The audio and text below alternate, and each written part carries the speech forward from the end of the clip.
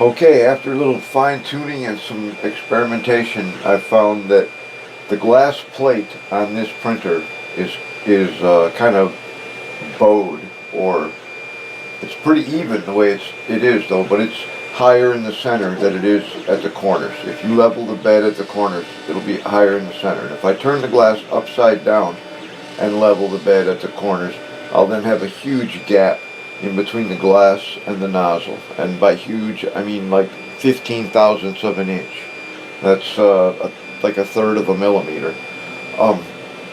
But for smaller prints, it's no problem at all. It lifted this one. This was going to be a crate for the truck, and it lifted at both ends. So if you set it down on something flat, it'll rock, and that kind of bites.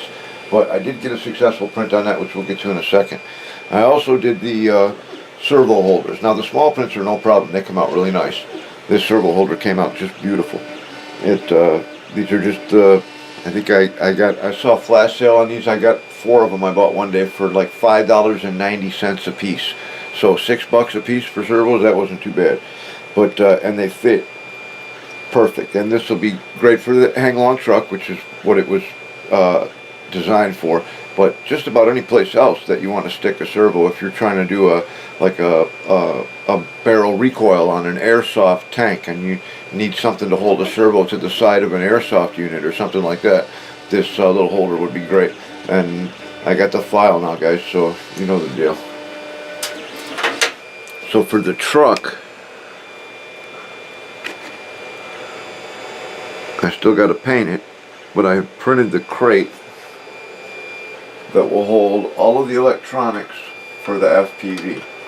No problem. Once I paint it and give it a wash and detail it and, you know, make it look good, it just looks like a big crate in there. Now I'm trying to figure out what kind of stencils I can put on the crate, you know, like M2 50 caliber machine gun, 4 each or something, you know. What would be in a crate that size in the back of a truck like that? But I think that'll work great. That'll hold the FPV transmitter, the 12-volt battery for the FPV transmitter, which I'm going to order a couple of smaller 12 volts and use them both for the FPV, and I'm going to build a box. I'm going to print a box to hold a battery between the frame rails on the Opel Blitz, and we'll get to that later. But this will hold the transmitter, the battery. I got to have another battery in there for the light bar, but all of it fits right in there just perfect. And once it's painted and look good, you'll never know that all that stuff is in there. And if I just want to drive the truck like that, it's no problem.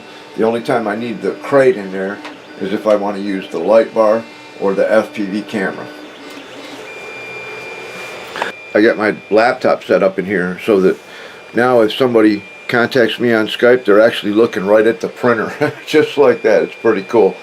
So I think that's a form of communication that's way underused in our hobby, because there's a lot of times when you just want to show somebody something and get their feedback right then, you know, like, well, what do you think if I did this? Would that work? Do you think that would work? You know, you guys know what I'm talking about. So I think we should investigate Skype more. I think it'll be good for the hobby.